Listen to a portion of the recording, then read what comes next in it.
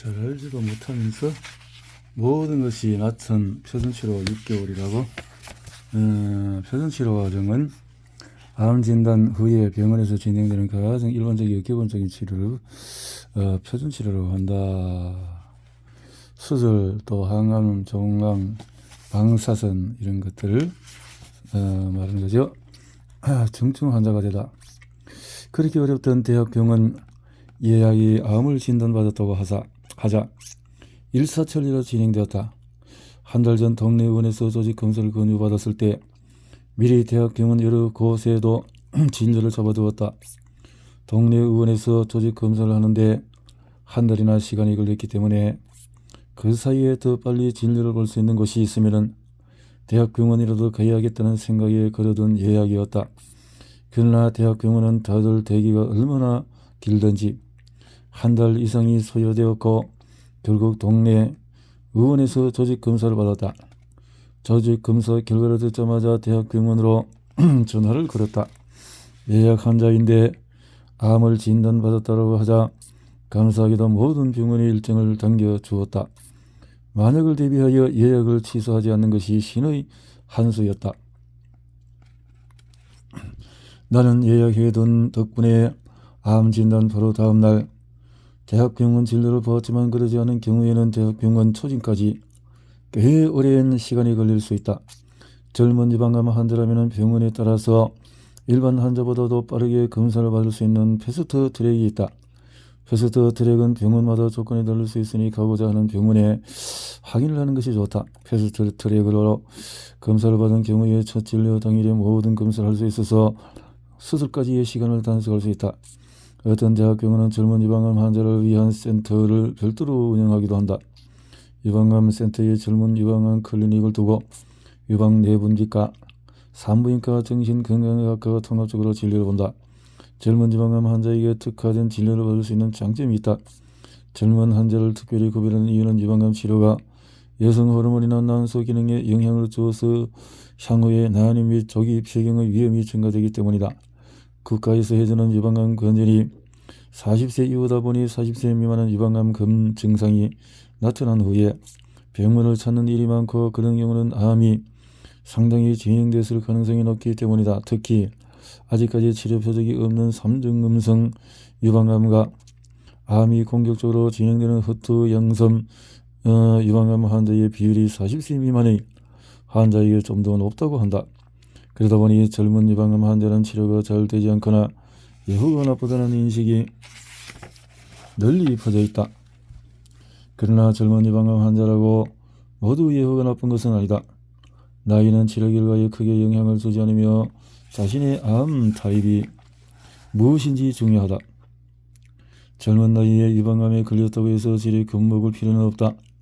하지만 나 역시 병을 진단받을 당시에는 이런 사실을 몰랐고 하필이면 젊은 나이에 유방암 환자가 된 사실이 무척 두려웠다. 젊으면 암이 더 빨리 퍼진다더라, 암세포도 더 빨리 자란다더라 하는 막연한 생각 때문에 내가 젊은 환자라는 사실이 너무나 불안했다. 그나마 다행인 것은 나는 암을 진단받고 대학병원 진료를 상당히 빨리 볼 수 있었다는 점이다. 혹시 암이 의심되는 상황이라면 의원에서 조직검사를 할 때 대학병원 진료를 예약해두는 것이 하나의 팁이 될 듯도 하다. 평일 오후인데 병원은 사람들로 붐볐다. 아픈 사람이 이렇게나 많을까? 내가 가야 할 곳은 남세트 안에 있는 유방외과였다. 암 세대라니 아직도 적응되지 않는다. 의사선생님과 면담은 아주 짧았다. 조직검사 결과 암이 발견되었으나 지금 할 수 있는 것은 아무것도 없고 정밀검사를 해야만 한다는 것. 한 가지 확실한 것은 나는 암 환자가 되었다는 사실이다. 병원에서 수납할 때 산정 특례 중증 등록 서명을 하고 가라고 했다. 중증 등록이란 중증 질환자의 희귀 중증 난치질환을 가진 사람의 의료비 본인 부담금의 혜택을 주는 제도다. 중증이 등록이 되면 5년 동안에 등록된 암과 관련된 질환은 여장급여 비용 총액의 5%만 부담하면 된다. 수납을 하고 영수증을 출력하니 환자 구분란에 산전 특례 중증이란 단어가 눈에 들어왔다. 내가 중증 환자라는 것을 공식적으로 확인받은 셈이다. 그럼에도 불구하고 하루아침에 암 환자가 되는 것을 받아들이기는 사실 쉽지 않았다. 나는 어제와 똑같은 세상을 살고 있는데 어제와 전혀 다른 세상을 경험하는 일이었다. 지난 후에 하루 동안에 인터넷을 통해서 꽤 많은 정보를 찾아보았다. 호르몬 수용체, 호르몬 양성, 흡투 음성, 흡투 양성, KI 지수, 온코 검사, 브라카, 타목시펜. 전에 알지 못했던 낯선 단어들이 마음에 무겁게 돌을 던졌다. 평생 모르고 살았으면 좋았을 전 여다른 세상에 발을 담그는 기분. 검사 일정이 빼고하게 적힌 진료 후의 안내문에는 내가 받아야 할 검사들이 줄줄이 적혀 있었다. 오늘 받고 갈 검사는 분자유전, 분자유전학, 생화유전학, 소변검사, 혈액검사, 가슴 X선 검사, 심전도 검사, 예방 MRI 검사였다. 그리고 나올 후에 면역 조직화 검사, 외과 병리학적인 검사, 디지털 유방 단층 촬영, 유방 에카 초음파, 뼈검사, 흉부 CT 검사, 복부 골반 CT 검사, 산부인과 진료가 잡혀 있었다. 면역 조직 화학 검사를 위해서는 처음 진단받은 병원에서 블록 1개 또는 면역용 비염색 슬라이드 8장을 반드시 가져와야 한다. 쉽게 말하면 조직 검사를 하기 위해서 떼어낸 조직을 보는 자들은 자신이 수술한 본원이라고 가지고 와서 다시 정밀 검사를 한다는 것이다. 나는 진료실을 나오면서 울지 않았다. 울기는 시간이 너무 없었고 알아봐야 할 것이 너무 많았다. 흔히 병을 진단받고 나면 사람들은 다음의 심리 단계를 거친다고 한다. 처음에는 내가 암에 걸렸을 리가 없어 아닐 거야 라고 부정하다 하면 왜 하필 나야, 왜 내가 걸렸어 라고 그리고 의문해하고 마지막으로 문제 해결 단계가 있다. 암과 싸우는 과정에서 환자가 주도권을 쥐고 행동하고 결정하려고 하는 단계라고 할 수 있다. 환자 본인이 직접 암과 그 치료에 대한 정보를 구하고 치료에 적극적으로 참여하며 치료의 부작용을 잘 극복해 나가는 것이 바로 마지막 단계다. 나는 부정과 분노 단계는 가버리니 건너뛰기로 했다. 암에 걸린 것은 기정사실이고 운다고 달라진 것은 없었다. 나라에서 이렇게 정정 환자까지 해전 이상 번복될 소지도 없어 보였다. 왜 내가 암에 걸렸을까 의아하지도 않았다. 진단 전 몸과 마음이 힘든 나날이 계속되었기에 어쩌면 올 것이 맞구나 하는 심정이었다. 나는 빠르게 문제 해결 단계에 착수하기로 했다.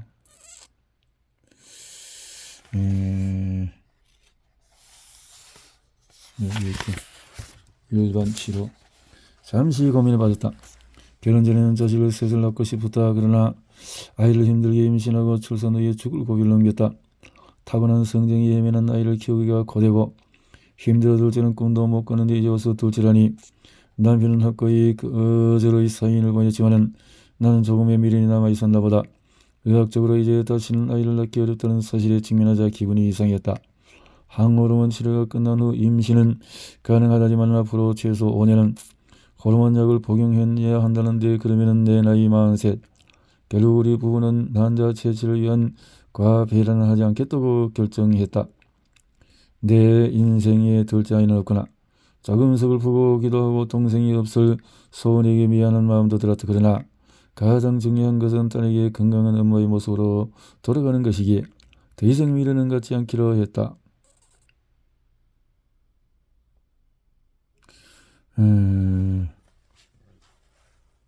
가입료 시술 비용이 30%를 감면된다.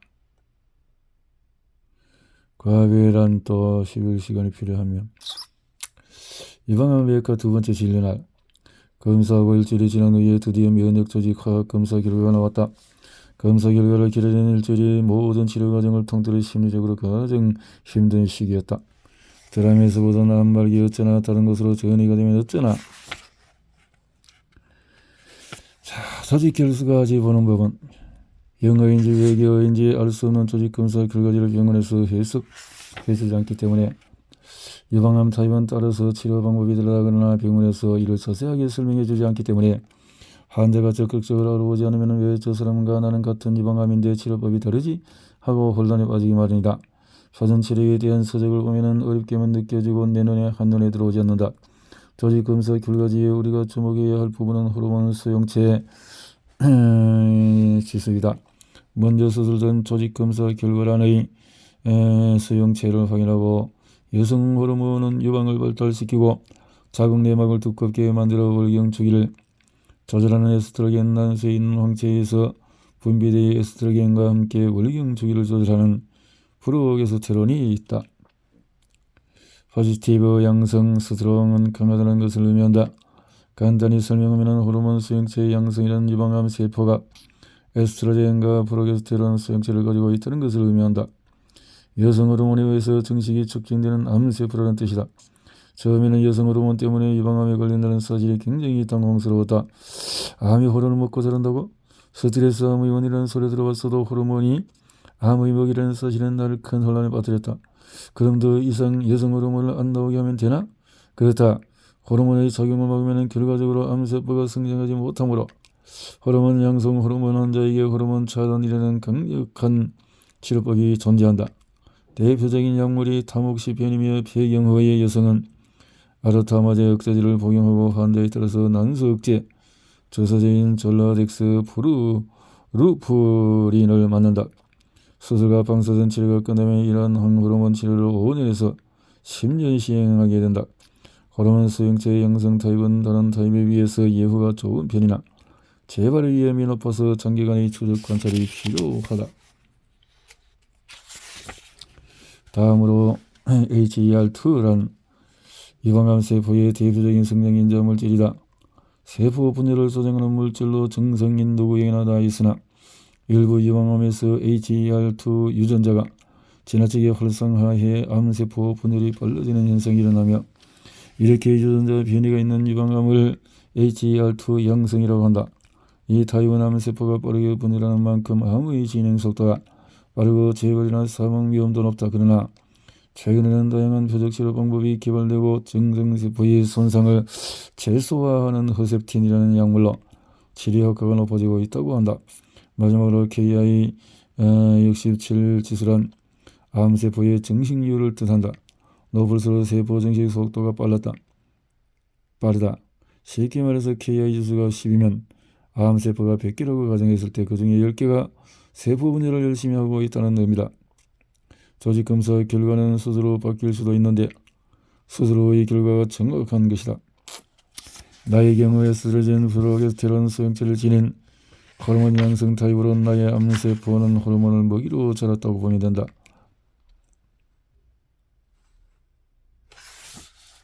이러한 정보를 바탕으로 자신의 유방암 서브타입을 알 수 있는데 이것을 유방암의 분자 I형이라고 부른다. 분자 I형이란 유방암의 분자 생물학적인 유전자 발현에 따른 종류를 의미한다. 자신의 분자 I형을 이해하는 것이 유방암 치료의 시작이라 해도 과언이 아니다. 유방암에는 비례적인 얌전한 것부터 정식이 발달한 활발한 것까지 여러 타입이 있으며 재발 리스크도 각각 다르다. 암세포의 여성 호르몬 수용체가 있는 호르몬 수용체 양성 유방암, HER2 수용체가 많은 HER2 양성 유방암, 여성 호르몬 수용체와 A2 수용체를 지닌 3중 양성 유방암, 여성 호르몬 수용체와 2 수용체 모두 음성인 이렇게 나눈다. 호르몬 수용체 양성 호르몬은 증식 능력이 높은가 낮은가에 따라서 루미날 A타입과 루미날 B타입으로 다시 나뉘는데 그것은 KI67 지수를 보고 판단한다. 지수가 낮으면 루미날 A타입, 높으면 루미날 B타입 그렇게 한다는 거죠. 모두가 심란하고 불안한 시간은 수술 전날에 오후 1시까지 병원에 가서 입원 수속을 받기 위해 전날부터 내가 짐을 싸느라고 분주했다. 나의 입원 준비보다 더 힘들 것은 소은이의 짐을 챙기는 일이었다. 입원에 있는 일주일간 전쟁에 소은이는 맡기로 했다.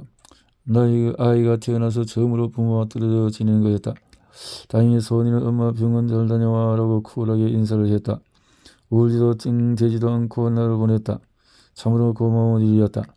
암 진단을 받던 날 친정 아빠 회사에 코로나 확진자가 발생하여 밀접 정자가 되어서 자가격리를 해야만 했다.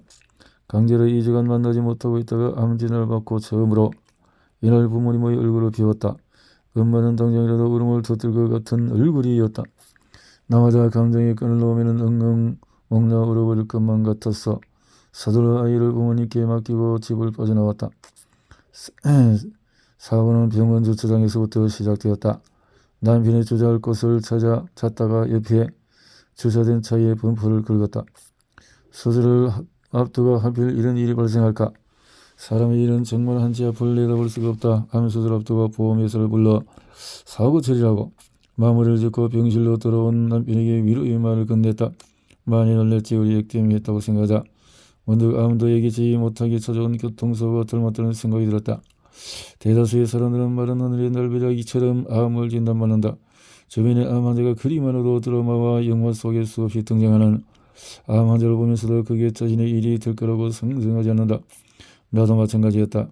주변에 암 환자가 많은데도 그게 내 일이 되리라고는 생각해 본 적이 없었다. 그러나 달리 생각하면 교통사고로 한순간에 목숨을 기보다도 암을 진단받고 병원에서 진료를 받고 건강을 회복하는 편이 훨씬 낫지 않을까 하는 어설픈 자기 위로도 해봤다. 인생이라는 길을 걷다가 암이라는 교통사고를 당하더라도 오늘처럼 정신을 가다듬고 수습하면 된다. 그런데 사고는 여기서 끝이 아니었다. 나쁜 일은 왜 한꺼번에 일어날까? 우리 부부는 천주교 신자다. 잠들기 전에 내일 수술이 잘 되게 해달라고 아기 예수님 상을 꺼내놓고 기도를 드렸다. 기도를 마치고 성상을 옮기는 남편의 손이 미끄러지며 아기 예수님 상이 방바닥에 두동강이 나고 말다. 이번에는 정말 울고 싶었다. 아기 예수님 성상은 나에겐 특별한 존재였다. 나님 시설을 받던 시절 성지순례를 날 때의 신부님의 건의로 알리게 된 아기 예수님. 아기 예수님의 성상을 집으로 가지고 와 매일같이 기도를 했고 얼마 후 기적처럼 임신이 되었다. 축성받은 성물이 파손되면 그 축복의 효력이 사라진다는데 불안한 마음이 슬그머니 고개를 들었다. 중요한 건 성물보다 그에 내려진 하나님의 축복이고 기도하는 우리의 마음이라는 것을 잘 알면서도 마음이 쉽사리 편해지지 않았다. 남편도 얼마나 마음이 안 좋을까 생각이 들다가도 숙면 시기에 실수를 반복하는 남편이 잠시 원망스러운 걸 어찌할까. 한편으로는 평소 실수가 없던 남편이 얼마나 정신이 없으면 이럴까 생각하니 마음이 애틋하고 측은해졌다. 환자도 힘들지만 옆에 있는 보호자는 내색도 하지 못하고 힘든 시기를 보냈겠지. 환자인 내가 느끼는 두려움과 또 다른 두려움을 느꼈을 것이다. 이게 수술을 무사히 마치면 또 작은 해피닝으로 끌어낼 수 있겠지 생각 마음을 달렸다. 하지만 결국 밤 12시를 5분 남겨두고 간호사에게 집에서 가져온 수면제를 먹어도 되는지 모르겠다. 12시부터 금식이어야 약을 먹으려면 그 시간이 데드라인이었다. 간호사가 당시 의사에게 연락하고 마침내 수면제를 먹어도 된다는 허락이 떨어졌다. 수술을 앞두고는 약 하나도 마음대로 먹어서는 안 된다. 반드시 간호사와 상의 후에 복용해야 한다.